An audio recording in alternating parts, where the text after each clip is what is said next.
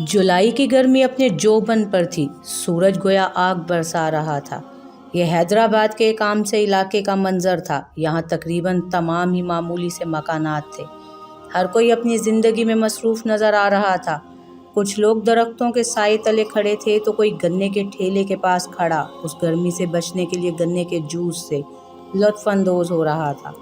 उस तपती धूप में वो तेज़ तेज़ कदम बढ़ा रही थी। मामूली सा एक सफ़ेद रंग का लॉन का सूट पहने वो बड़ी सी मैरून चादर सर पर सलीके से ओढ़े हुए थी।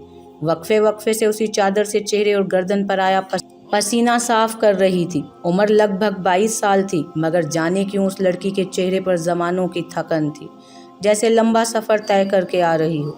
वो छोटी तंग गली में दाखिल होकर तेज़ तेज़ कदम बढ़ाती, एक हाथ में दवाइयों का शॉपर थामे कुछ थकी थकी सी लग रही थी। एक मामूली से 3 कमरे के मकान के घर में जब वो दाखिल हुई तो हमेशा की तरह सिलाई मशीन की आवाज़ ने उसका इस्तकबाल किया।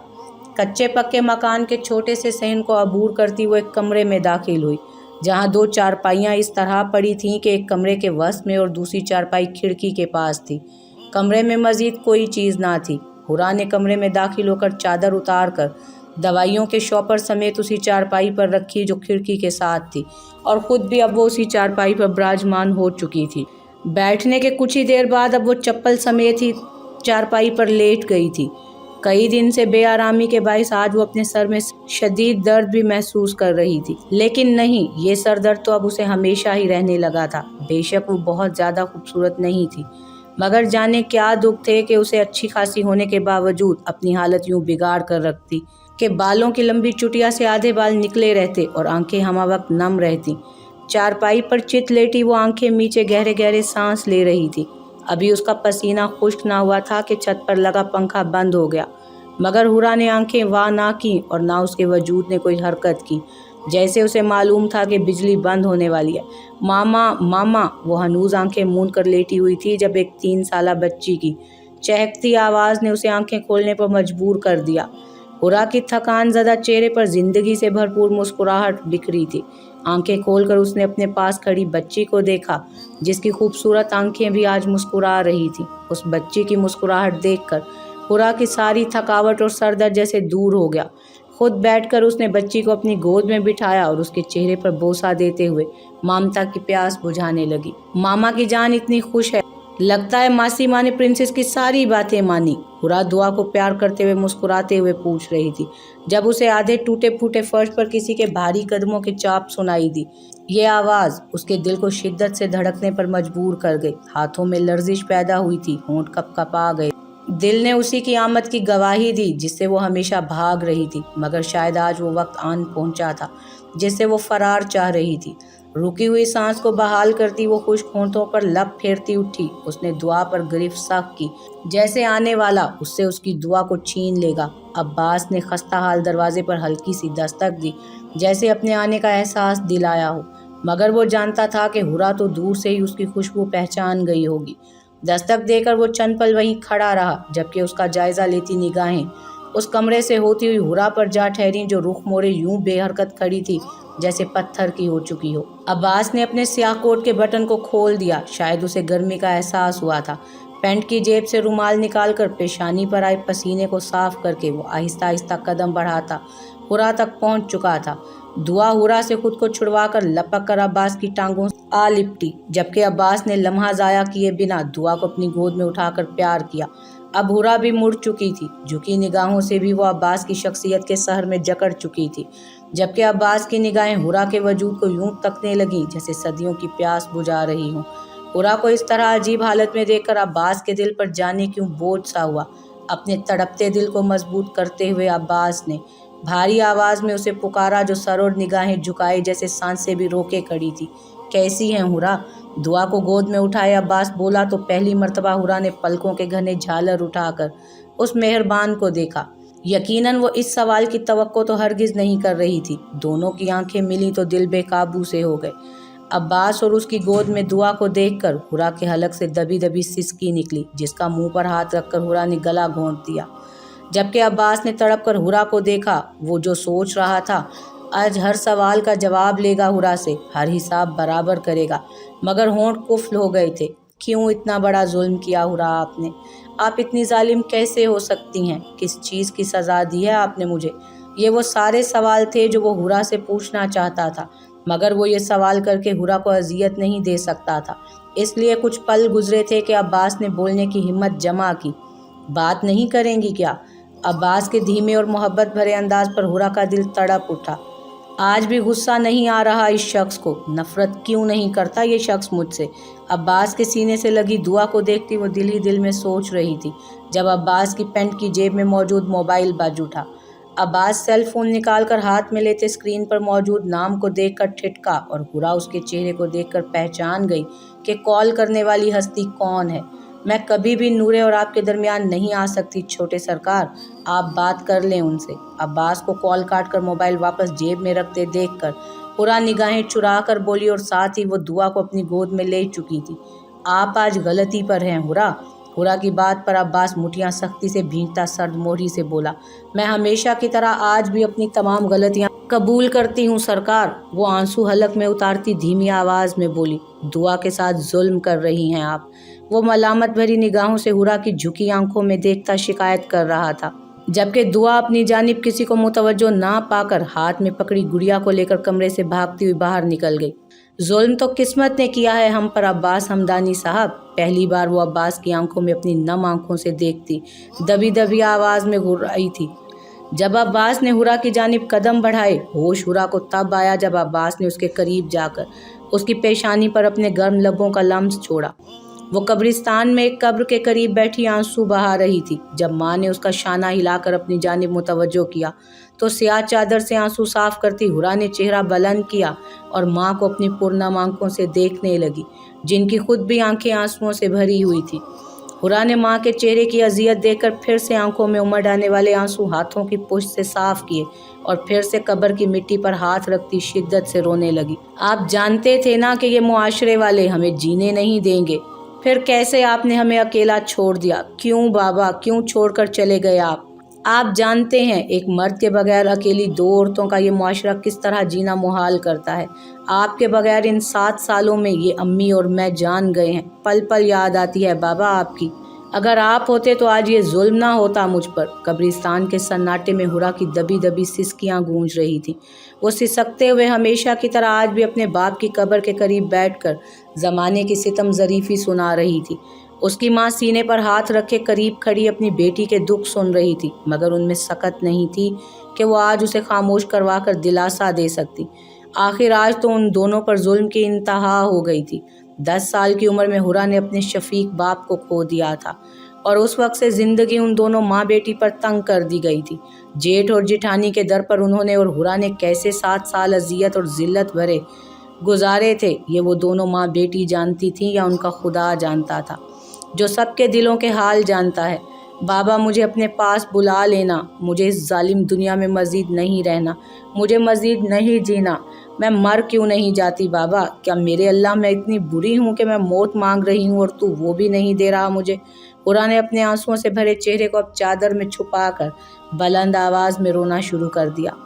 ہرا میری جان، میرا کلیجہ پھٹ جائے گا، خدا کے لیے مت رو میری بچی، یہ خدا کی طرف سے آئی آزمائش سمجھ کر صبر کر لے۔ راحت بی بی نے ہرا کے برابر بیٹھتے ہوئے اسے سینے سے لگاتے ہوئے رو کر کہا تو ہرا کی سسکیوں میں مزید شدت آ گئی۔ صبر؟ ماں صبر کروں؟ پلیز آج آپ مجھے صبر کا نہ کہیں، پلیز آج میری بات مان لیں، مجھے مار دیں ماں، ویسے بھی پل پل مرنے سے بہتر ہے ایک ہی بار ختم ہو جاؤں۔ ہرا شدت سے روتے ہوئے پاگلوں کے سے انداز میں اپنی ماں کے ہاتھ اپنی گردن پر رکھ کر کہنے لگی تو انہوں نے فوراً اسے سینے میں بھینچتے ہوئے اپنا ہاتھ ہرا کے لبوں پر رکھ دیا۔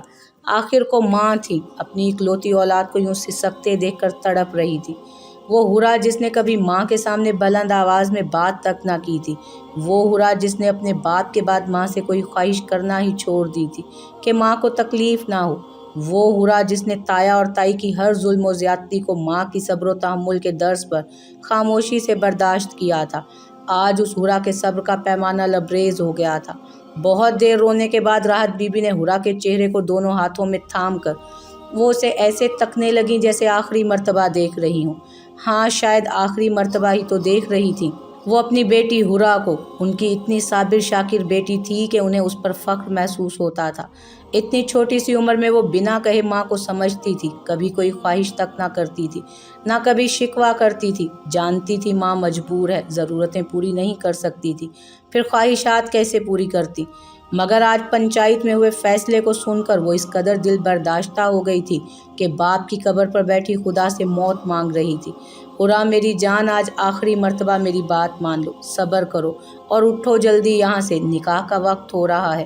مزید تاخیر ہوئی تو سردار شیردل کے آدمی بے رحمی سے پیش آئیں گے۔ اپنے سینے سے لگی ہرا کو سہارے سے کھڑا کرتے ہوئے انہوں نے اس کا ماتھا چوم کر کہا، اور چند پل ہرا کا بے بسی کی تصویر بنا چہرہ دیکھتی رہیں، اور پھر سہارا دیے قبرستان سے باہر آہستہ آہستہ قدم بڑھائے، اور ہرا اب ساکت آنکھیں لیے مردہ ہوتے وجود کو گھسیٹتی چلنے لگی تھی۔ جہاں سردار شیردل کے آدمی ان کے منتظر تھے، پورے گاؤں میں ایک عجیب سوگ کی کیفیت تھی۔ گاؤں کے سردار شیردل کی بیٹی کی لاش کو زیادتی کے بعد بڑی نہر کے کنارے پھینک دیا گیا تھا۔ سردار شیردل نے جب اپنی اکلوتی بیٹی کی برہنہ لاش دیکھی تو سارا گاؤں ان کے غم و غصے کا شکار ہوا تھا۔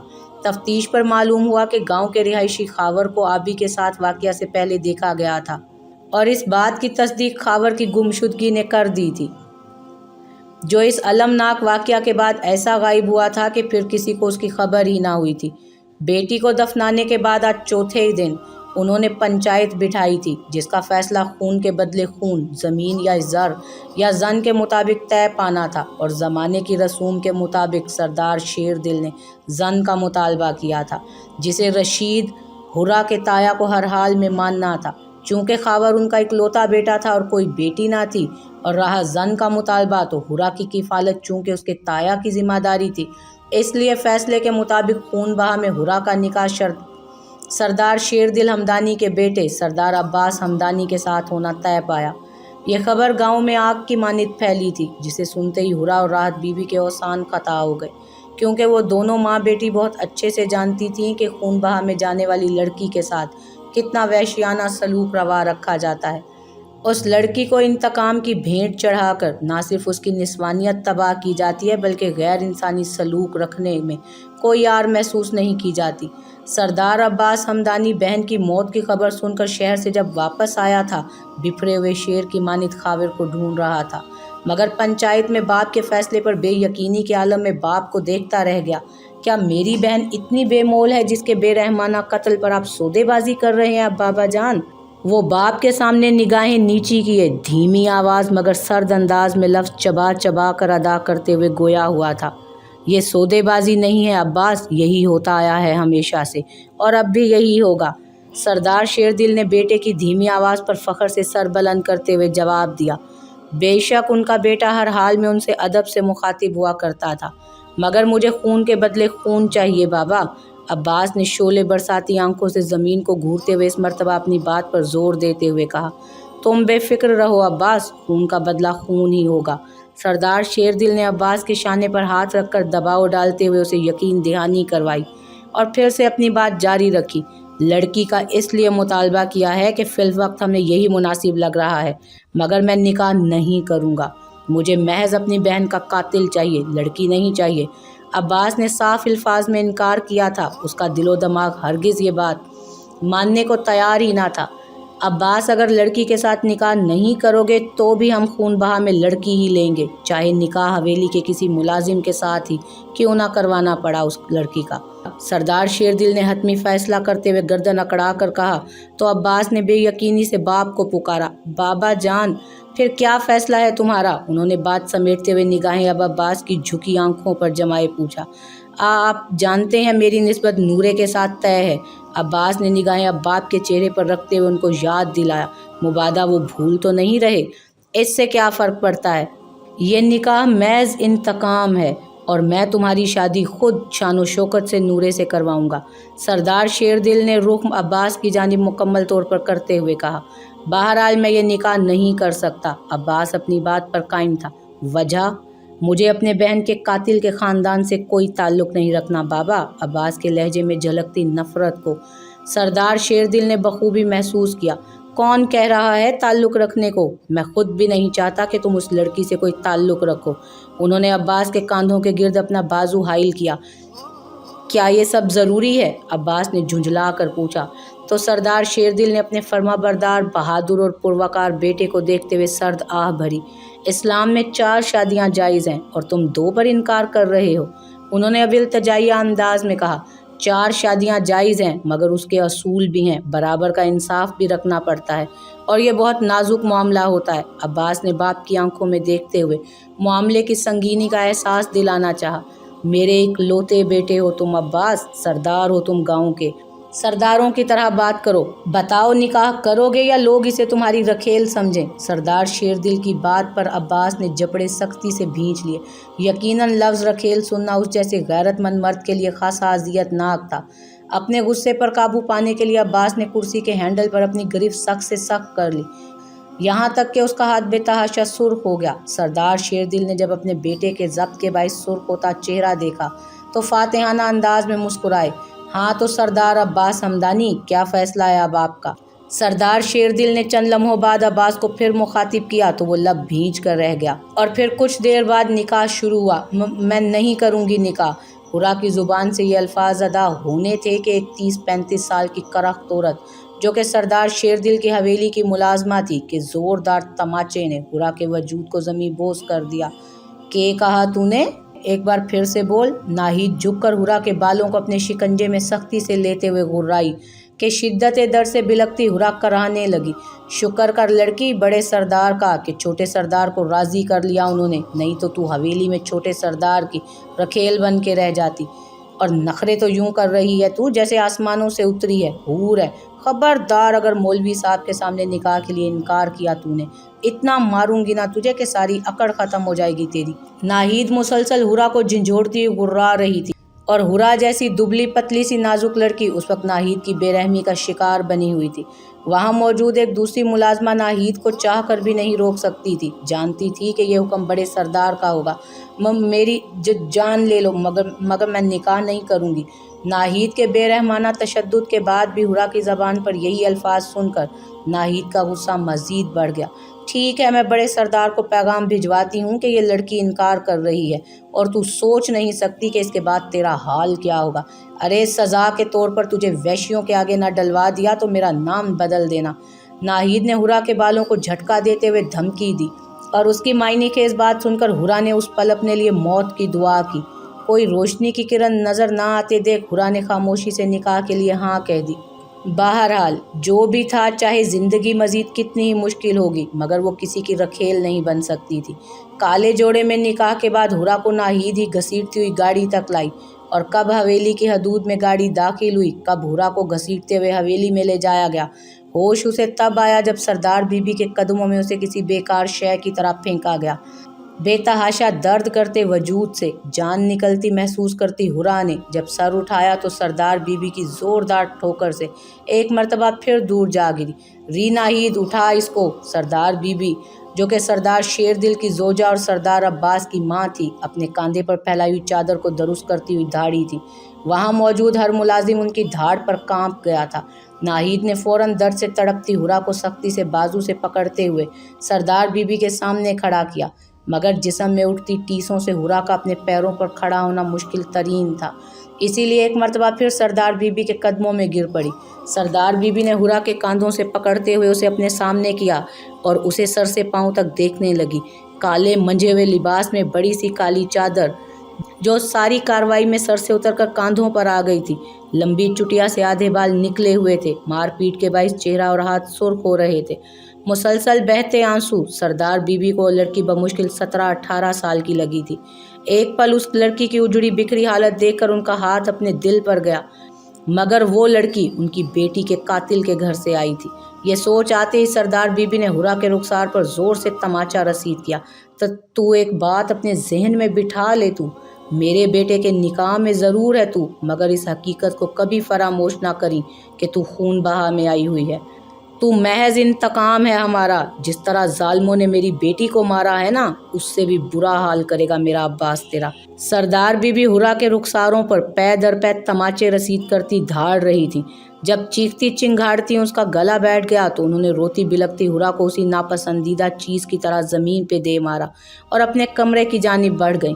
سردار بی بی کے جانے کے بعد ہر کوئی وہاں سے بوتل کے جن کی طرح غائب ہوا تھا، مگر ہرا نے اپنے قریب آتے کسی کو محسوس کیا۔ جب درد کرتے سر کو دونوں ہاتھوں میں تھام کر تھوڑا بلند کیا تو آنسوؤں کے باعث دھندلائی ہوئی آنکھوں نے سامنے کھڑی ایک نہایت خوبصورت لڑکی کو دیکھا، جو گہرے رنگ کے جوڑے میں سر پر دوپٹہ لیے، سینے پر ہاتھ باندھے کھڑی بے تاثر چہرہ لیے ہرا کے زخمی وجود کو دیکھ رہی تھی۔